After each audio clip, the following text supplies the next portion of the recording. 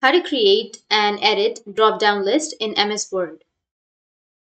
So if you want to create and edit a drop-down list in your MS Word, then first make sure that you have an internet connection. After that, you just need simply open up your MS Word. And after opening your MS Word, now if you want to add a drop-down list, like for example, which state do you live in? And here, if you want to add a drop-down list, then you need to go with the developer tab, which is on the upper side. But if you don't find the developer tab, by default, we don't have developer tab. But if you don't find it, then you need to right click on this and then you can go with customize the ribbon. And here you will have an option of developer tab. You can just simply add your developer tab. After adding your developer tab, you need to just click on the developer section. And now you need to go with properties. Make sure that you turn on the design mode and you need to click on properties.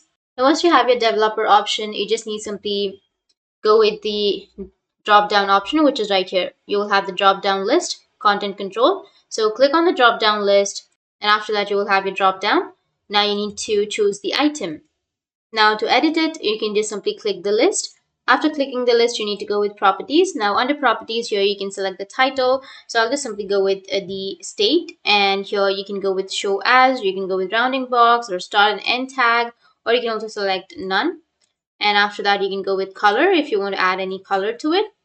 And you can go with all the styles if you want to. And here you need to go with the add option, which is right here. And here you need to add the display name and the value. So I'll just simply go with A, B, C, D options. Just for an example, you can add any other options that you're comfortable with.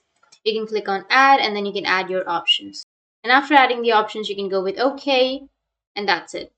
Now, if you click on the choose an item section, here if you go with the drop down, then you will have the options like A, B, C, D that you've just added. So that's it. That's how you can have a drop down. And if you have any questions, feel free to comment below. Thanks for watching.